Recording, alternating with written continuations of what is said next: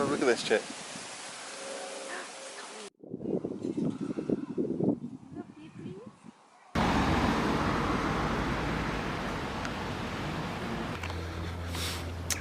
So we're down in Swindon. Lydiard, what's it called? Lydiard Tregoze in Swindon, and we've come to see the Golden Cavalier and some other stuff from the 17th century in the St Mary's Church, which has been closed all summer. Well, some what they called restorators are busy making the place look nice, and also preventing amateur historians like myself from barging in. So I've been promised we're allowed to come and see it today, to have a look at the Golden Cavalier and various other bits. So,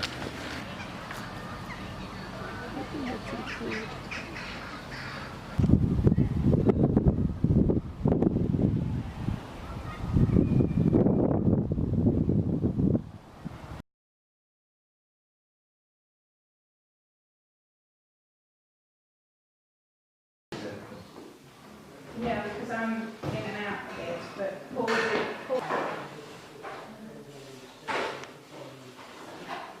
there we go. So I've just been shown round the church of St Mary's in Lydiard Tregoze. It's very enjoyable. They made me feel very welcome. They gave me permission to use my camera. Because you're a troublemaker, that's why. Shush you. Anyway, yeah. So I had a long chat. There's a lot of features in there that are connected to the Great Rebellion. I first came here to see the Golden Cavalier cut here. And the Golden Cavalier is of Edward St John, who spelt St John. He was killed in the English War, Battle of Newbury, I believe.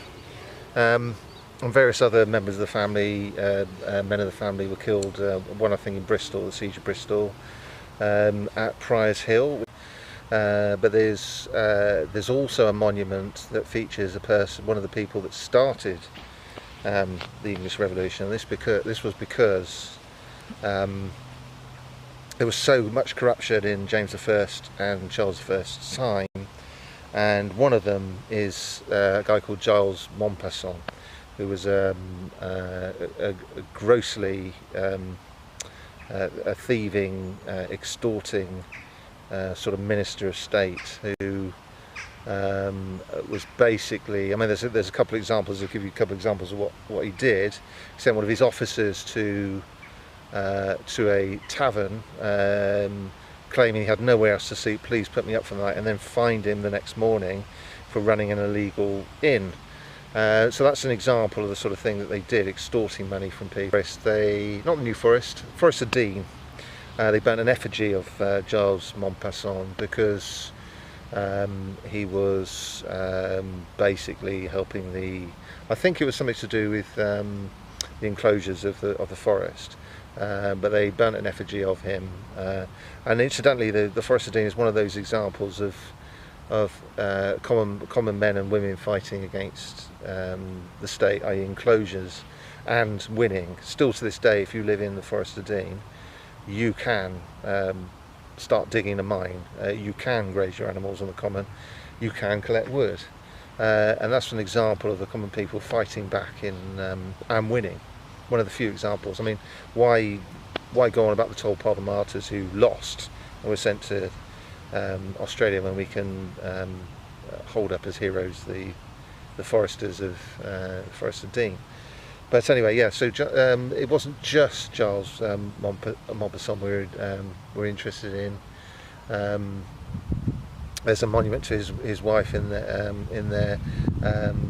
There's also Walter St John, who I believe is related by, I think Montpesson was his brother-in-law, I believe, something like that. It gets very complicated, upper-class families.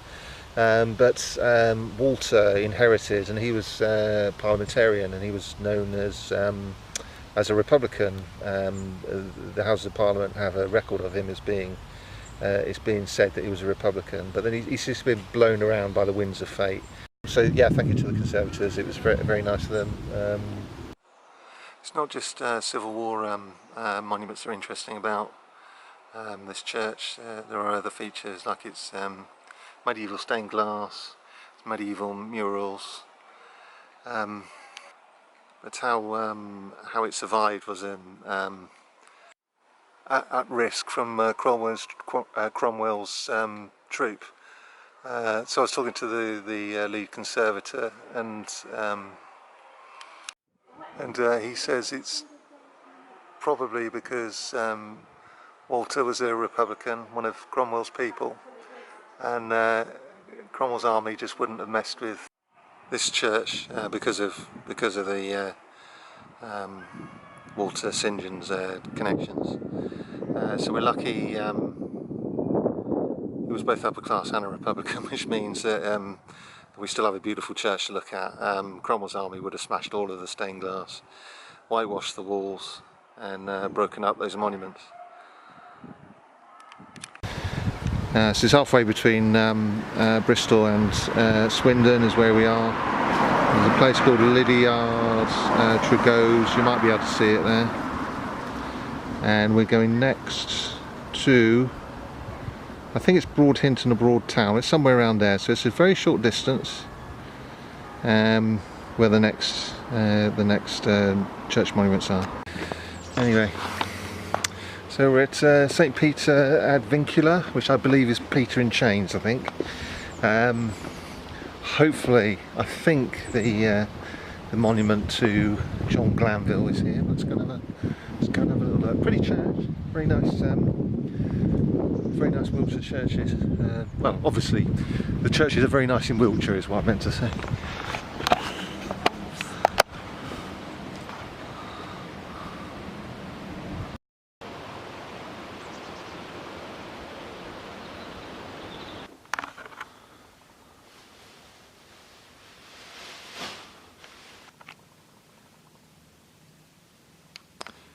And that's the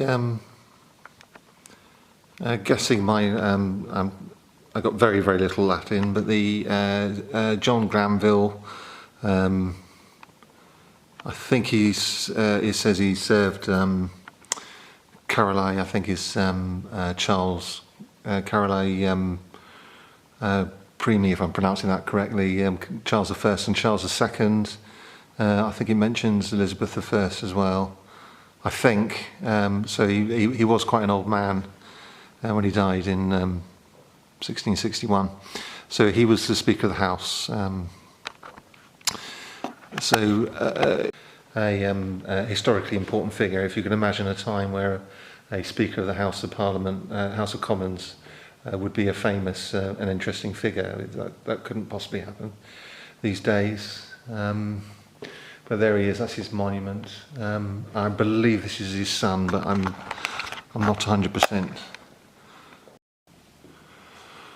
I believe this is his son. I can't remember the name of it, but it's another. This is another Cavalier. Very similar to the monument we just seen in Lydiard Tregoze.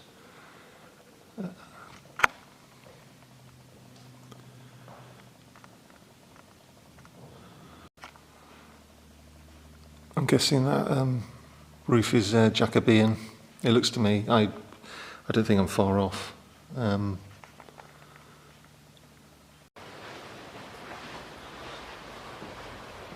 So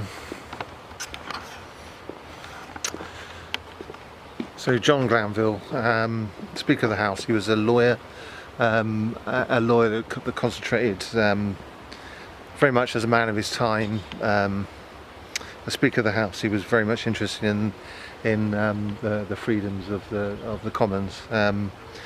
So I believe he joined, joined the Royalists in the end. But the period leading up to the Great Rebellion, he was fighting for to overcome injustice and and corruption. So he prosecuted Giles Mompesson, which we saw in the previous church, who was a fraudster. There was bigger frauds that he than I did mention some of the frauds that extortions that Giles Mompesson did. There's more. So, for example, he was charged. The king asked him to go and look for. He was given a license to go and look for lands that had gone into abeyance that he didn't, that the crown was had forgotten about. The king basically said to him, anything under 200 quid you can have.